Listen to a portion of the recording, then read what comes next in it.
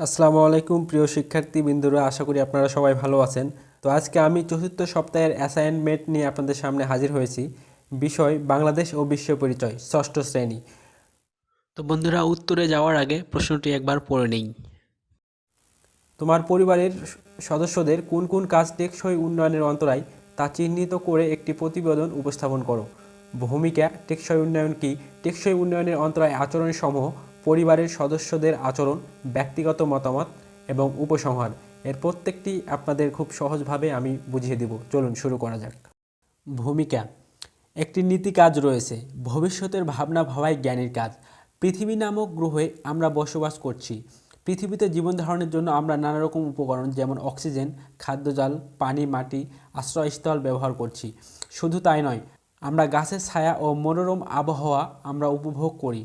টেকসই উন্নয়ন প্রক্রিয়ার মাধ্যমে আমরা আমাদের অস্তিত্ব টিকিয়ে রাখতে পারব। তাই মানব জীবনে টেকসই উন্নয়নের গুরুত্ব অপরিসীম। টেকসই উন্নয়ন কি?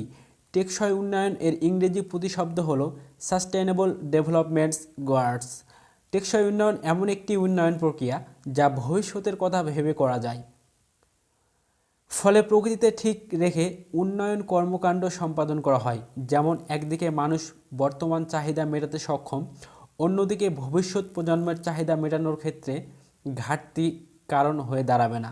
যেমন ফসলি জমির জন্য ক্ষতিকর কোনো কীটনাশক ব্যবহার না করে উৎপাদন বাড়ানো, পরিবেশ বান্ধব কৃষি কার্যক্রম ও বর্তমান ভবিষ্যতের প্রাকৃতিক সম্পদ অক্ষুণ্ণ রাখতে সাহায্য করে। মানুষের নিরাপত্তা বিধান সম্ভব হয় আমরা টেকসই উন্নয়নে এমন দিতে পারি। টেকসই উন্নয়নের অন্তরায় আচরণসমূহ। আচরণসমূহগুলো হচ্ছে: শিশু শিক্ষার প্রতি বিরূপ মনোভাব, শিশুশ্রম, শিশু পাচার, অন্তর্ভুক্তমূলক ও সমতাভিত্তিক গুণগত শিক্ষাহীনতা, জেন্ডার বৈষম্য, বেকারত্ব, মরুকরণ, ভূমি অবক্ষয় ইত্যাদি।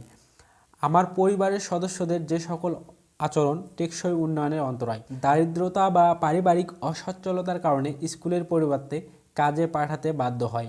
মা বাবা অসুস্থ হলে কিংবা তাদের মধ্যে বিবাহ বিচ্ছেদ ঘটলে অনেক সময় শিশুরা অর্থ উপার্জনে বাধ্য হয়।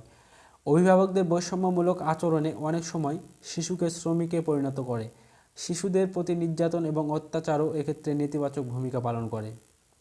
ব্যক্তিগত মতামত: সামাজিকীকরণ প্রক্রিয়া শিশুকে সামাজিক মানুষে পরিণত করে, সুস্থ ও সুন্দরভাবে বিকশিত হতে ও যোগ্য নাগরিক হিসেবে গড়ে উঠতে সহায়তা করে।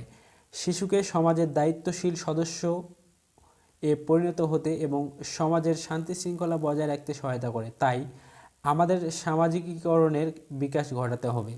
শিশু হিসেবে আমরা জীবনের জন্য ক্ষতিকর ঝুঁকিপূর্ণ শ্রম থেকে নিজেদের বিরত রাখব এবং অন্যদেরকে বিরত থাকতে সহায়তা করব। ভালো পরিবেশে শিশুরা বেড়ে উঠলে পরিবার ও সমাজের প্রতি তারা দায়িত্বশীল হয়ে উঠবে।